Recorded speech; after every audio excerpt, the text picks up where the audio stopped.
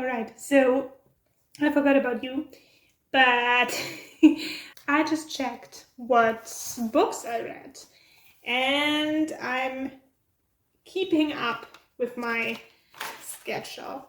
The thing is, I am not home right now, so I do not have the books with me. I do have written them down, though. So, welcome to April. No one cares anymore because it's summer, but well.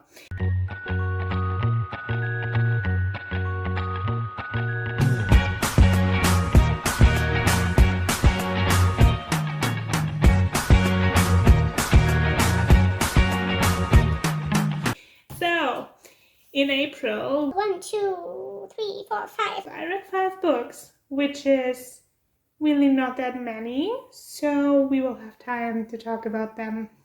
I had 3 rereads and 2 books that I have never read before.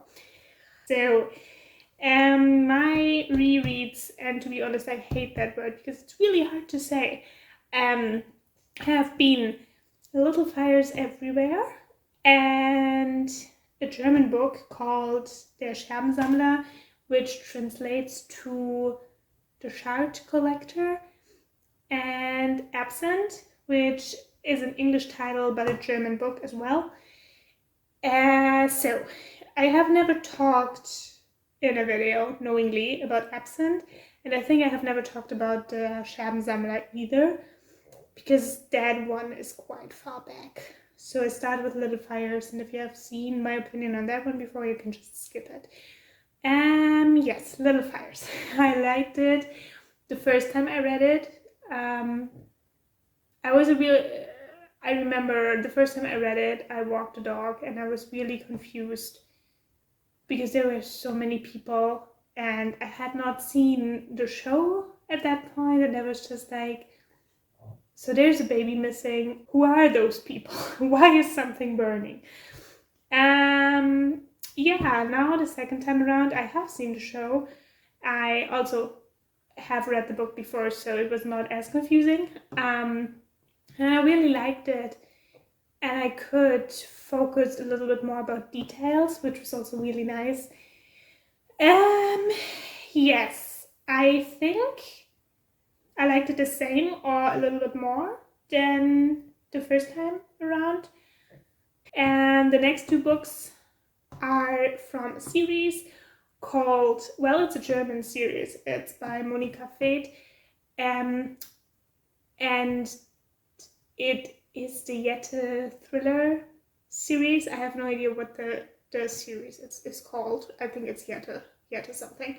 And it's about this girl, Jette, obviously.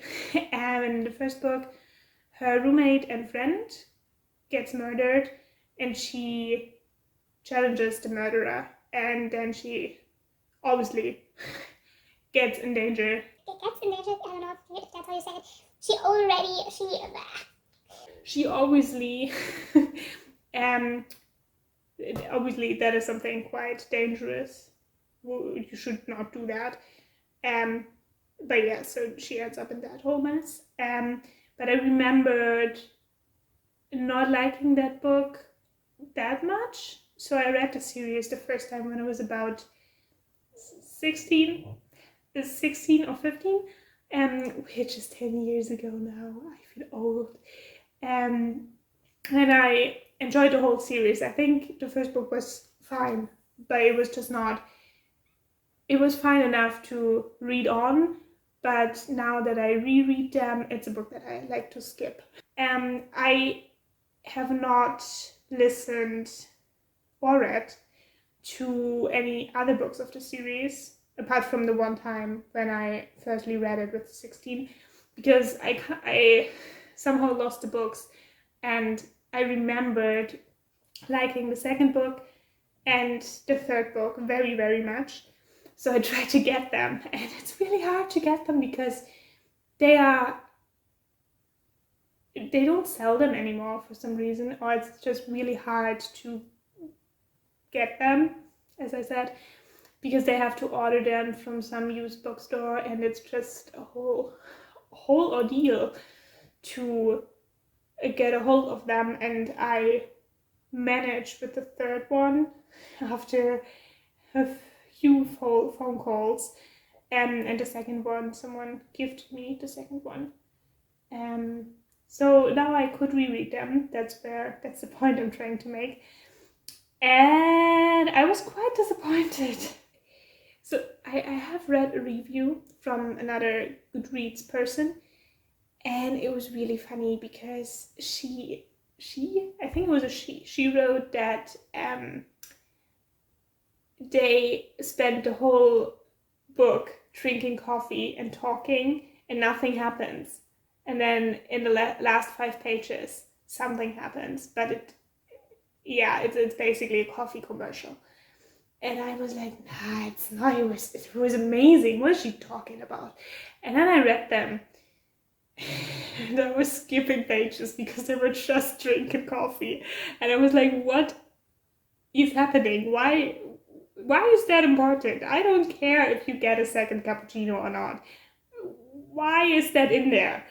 Like, it's fine if you put it in there twice, maybe, or 3 times, but like, every other page they were drinking coffee. It was so annoying.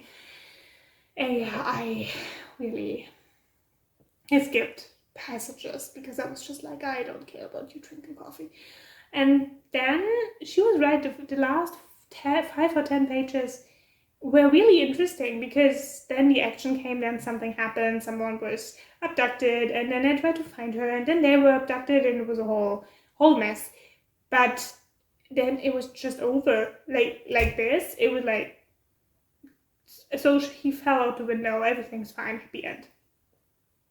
And I was, so we're not talking about this. I want to talk about this, and it was just over. It just ended.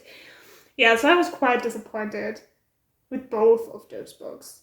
So, The Painter of Girls, der Mädchenmaler, and The Collector of Shards, der Scherbensammler, both had that problem, which is a problem because that means the whole series is basically a coffee commercial. And I'm not sure if I'm doing it. Is that how you say it? I'm not sure. If I'm doing the books dirty, because maybe they're just not for my age. Or maybe I just have read too many amazing thrillers afterwards, so that now I'm kind of unimpressed. But on the other hand, I just feel like nothing happened. So, yeah, it's really weird because those 2 books have been 5-star reads 10 years ago. And I remembered that so distinctly that I got on this whole journey just to get the books. And it just wasn't for me. So the thing is that I think it wouldn't have been a problem if we wouldn't know who did it. But since the title is giving it away, and the book is a multi-perspective book, we know who did it, and we know why they did it, because he's telling us. So there's no secret there. Then they don't know what to do. They're just sitting around drinking coffee, as I said, and talking about it. And there's no secret there because they're just talking about it. And so the only really enjoyable passages were the throwback chapters from Ilka, where she basically goes back into her past, and we find out why she's been stalked and why things changed and so on. But anyway, Agathe finds a reliable lead and then meets the person who abducted Ilka and gets abducted herself, obviously, because stupid. And I can't even tell you. Then they're hiding in a closet, and then someone falls out the window, and everything's over. So it was like high adrenaline for 5 pages, and then it was like this. It fell rapidly, and I don't feel like I got closure. I'm like really disappointed. yeah, so that was that. Then the Collector of Shards is a bit more interesting because it is about, there is a sect involved, like a religious commune, if you will, and the leader gets murdered, and we met a character that we don't know yet. And she wakes up within blood and finds the dead person basically, but runs out and doesn't tell the police. And then she hides in the garden of Yetta's mom, who is married to the therapist of the girl who found the dead body. And it's, yeah, so she's basically very traumatized, and Yetta, the very trustworthy, stupid person that she is, takes her home and lets her stay overnight, even though she's creeping the hell out of them. And yeah, so it turns out the girl that she found in her yard is called Mina, and Mina has, what is that in English? So basically, when you are traumatized as a child, your soul can't take it. Your personality splits up into many people that then take it, and you cannot remember what happened if you're not the person it happened to. It is like really interesting, and it is a thing, even though there are people who don't believe it, but it is a thing. And I was fully interested in the whole therapeutic aspect, but also her personalities were all really interesting. So this book was better than the second one, because even though they were sitting around drinking coffee, they also had to deal with her personalities while doing that.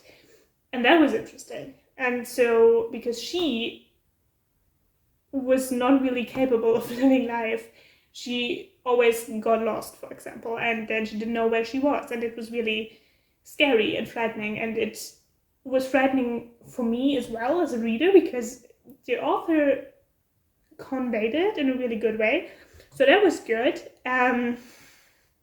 Also, the last 5 pages were more like 10 pages, and something, the climax basically that happened was a little bit longer and a little bit not as easy resolved. It was easy resolved, but not as easy as the second book, so that was okay. But it's still not a 5-star book. I'm going to keep the Collector of Shards because that is just very interesting. It's also the only book, I think, that doesn't tell you with the title who did it, because the Collector of Shards doesn't apply to the murderer, if you will, but it is descriptive of one of her personalities. So that's just, it doesn't give that much away, and that's like really nice. I read another thriller that I actually thought about yesterday, not in a, oh yeah, I have to film a video, but just in a, hey, this book I read. It's called Drawn into Darkness, and it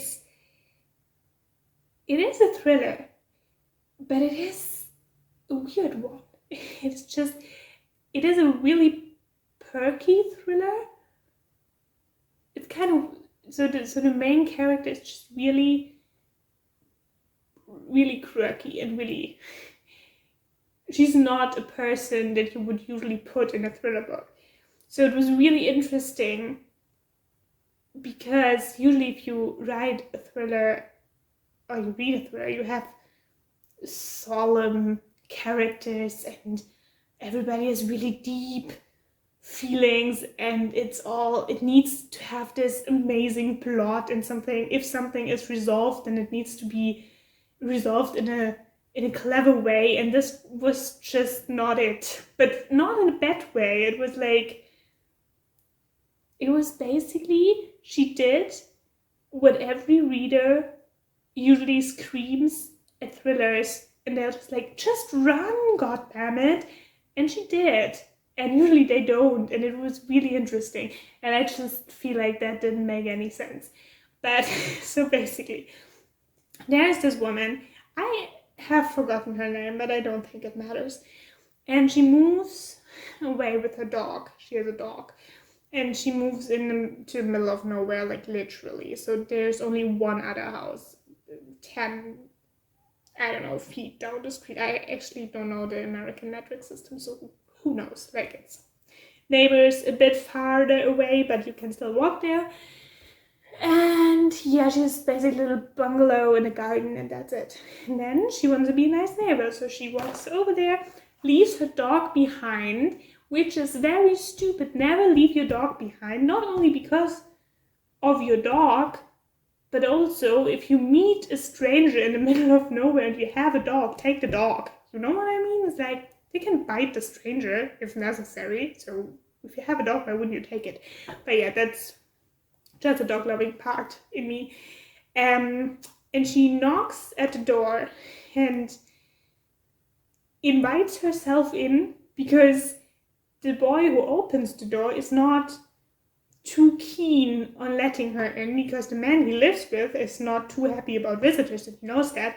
And she's just like, you know what, I'm just coming in. And then she sits on the sofa and they watch TV, and it's a whole weird situation because you're like, why would she do that? And why is she so stupid? And on the other hand, why is she so brave? Is that brave or is that just plain rude? And I don't know. Anyway, so then a commercial thing comes on, like a commercial for missing. It's not called commercial, and I know that, but I don't know the real word. So like a warning thing for a missing child. That is the child that opened the door. So the boy was abducted a few years ago, and they're still looking for him. So we have their perspectives. So I think the woman's perspective, and she's together with the abducted child now, because obviously they don't let her leave now. And then we have the parents' perspective. So at some point, the man, the abductor, wants to kill her because on one hand, she is a witness now. On the other hand, she is one more mouth to feed.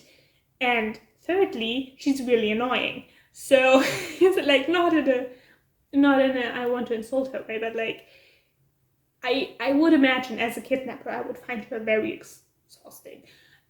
So basically they all go into the rainforest thingy. I'm not sure if I think it's in Florida. Does Florida have a rainforest? It's like a forest, and not really a forest because there's a lot of,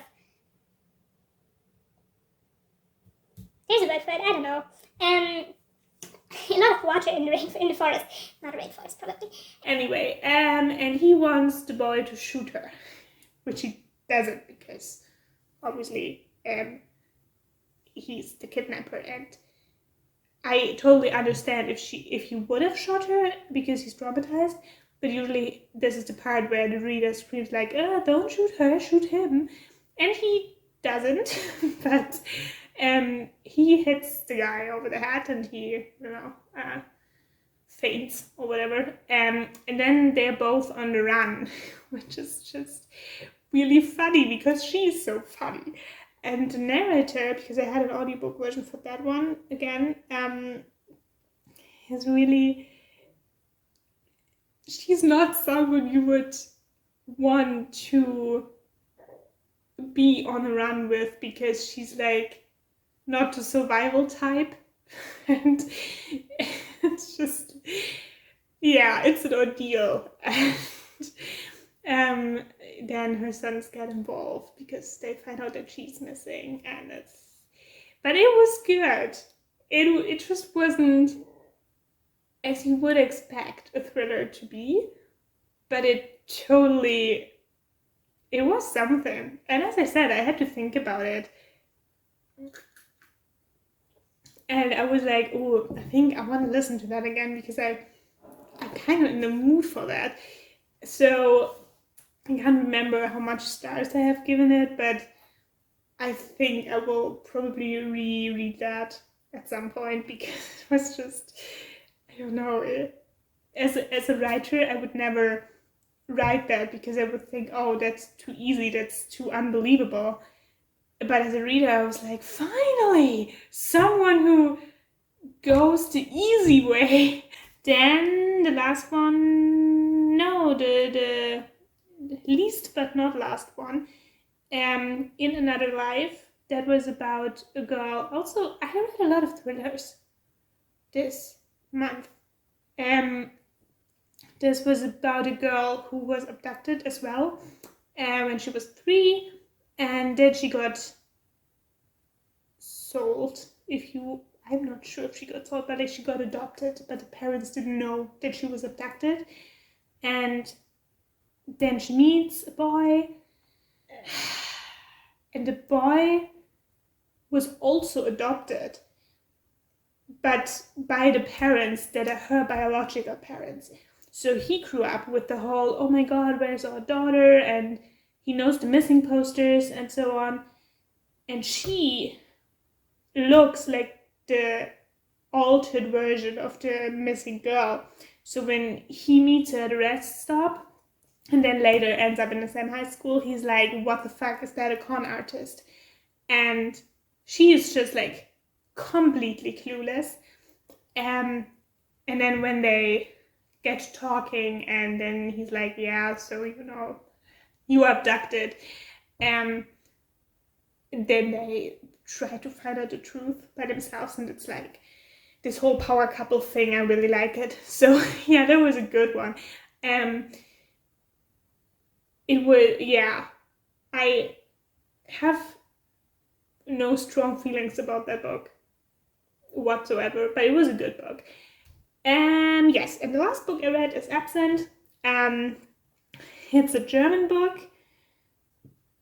I have never included my own books, even though I did read them, because I thought it's kind of weird.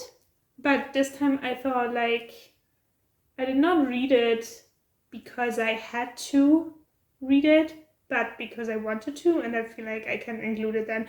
Also, you can buy it, so it's a legit book, and that means that I feel like you can totally include it in here. Yeah, that's basically, it's a romance novel, but with suspense. It's a 2-perspective book, so I think they have all been. That's interesting. So every book I read has been a multi-perspective book, which is really interesting. It wasn't on purpose. So this one is written from 2 perspectives, him and her, and yeah, it's basically about, they both have shitty home lives, but in a completely different way. So his parents are arguing the whole time, and his dad is cheating, and so it's basically that domestic part that is shitty, and her, it's more in a social worker problem shitty. So her mom left, and she doesn't tell anyone because she doesn't want her siblings to get taken away. And so she tries to make enough money to support all of them. And then at a party, she meets him. So they meet. They hate each other, which was really fun to write. And they both like quotes by movies and famous people and stuff. So they have a quote battle, and he's like really, he's impressed because usually no one knows as many quotes as him. And he can't stop thinking about her, obviously, and then they meet in the supermarket, and he drives her home, And yeah, and then they go out with friends, and they kiss for some reason that you can read about yourself. And from then on, it's basically they both want to. She doesn't really know, and she has too much other stuff going on, and he wants to, but he doesn't believe in love, and it's all very cute and not very insta love. So it's very slow in a good way. It's the love is really slowly developing, and it's more about how they get together than about a traumatic relationship, which was different to write and also really fun to write, and it's also fun to read. That's why I read it again. Yeah, and that's all the books that I read. So 1, 2, 3, 4, 5, 6 books. I read 6 books in the month of April. Most of them are thrillers, and now I told you about them. See you! Oh yeah, no, I should start doing that. So if you liked that all over the place unplanned video, you can hit subscribe. Subscribe. That is really hard to say from my German mouth. I see you in the next video, which will be a wrap up about what month comes after April. May. About May. And yes, bye.